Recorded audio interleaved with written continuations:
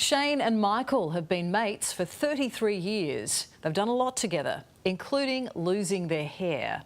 So they've decided to join the growing number of Aussie men flying to Turkey to get cut-price hair transplant surgery.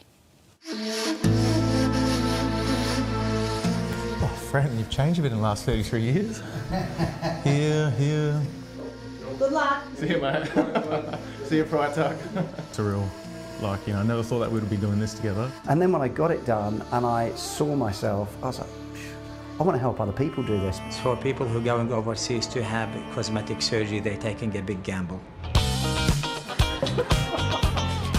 A balding boys trip to Istanbul.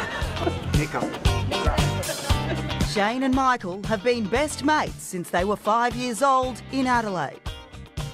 Over the past 3 decades, they've grown up together, travelled the world with each other, and now they're both going bald.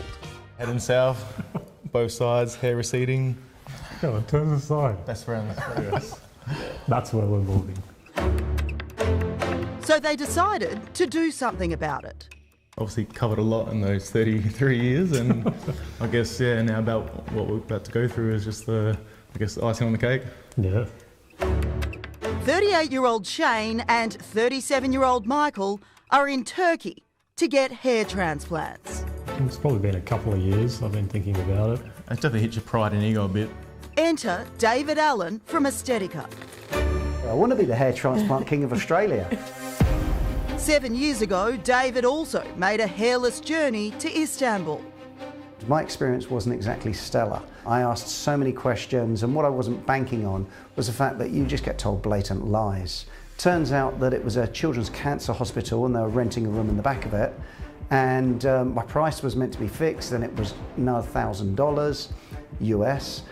After deciding not to go ahead with that company, some of David's friends put him in touch with reputable Turkish doctors who helped him go from this to this. How did getting a hair transplant change your life? Because I've always been a confident person, what I wasn't expecting was to feel more confident. I just felt younger. So he launched a medical tourism agency to prevent other Aussies from ending up in the wrong hands overseas.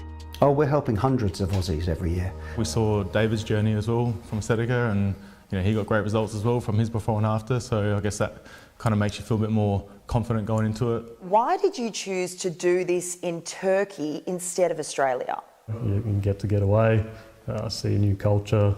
The price point is a lot cheaper than Australia. $5,500 to $6,500 Australian.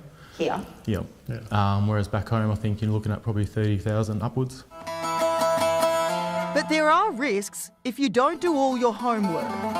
On a weekly basis, there's patients coming from overseas with plastic surgery gone wrong overseas.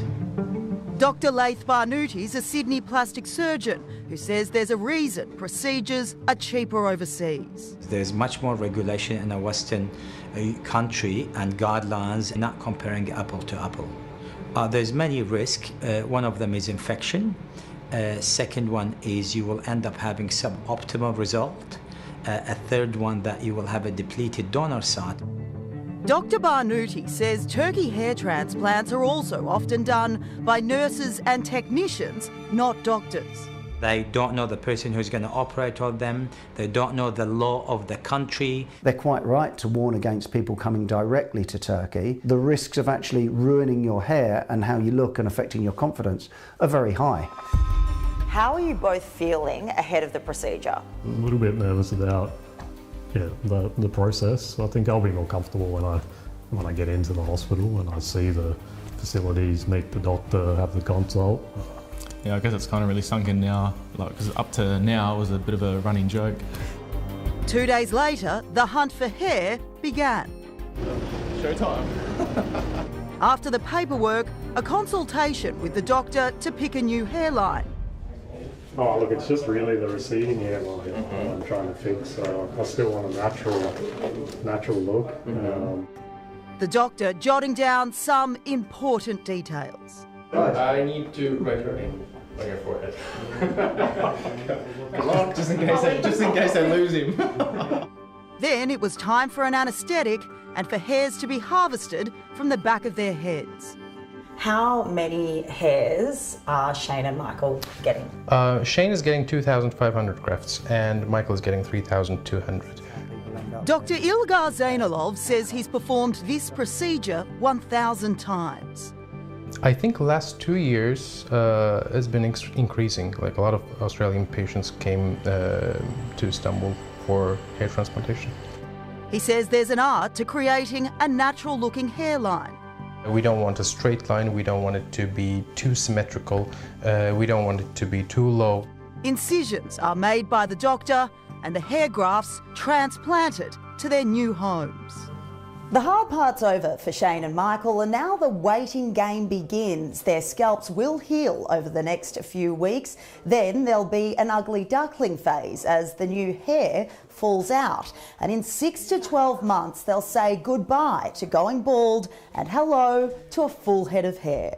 First day and night is pretty tough, but then the next couple of days, you'd be surprised how quickly it repairs. 47-year-old Michael from Melbourne has been there, done that.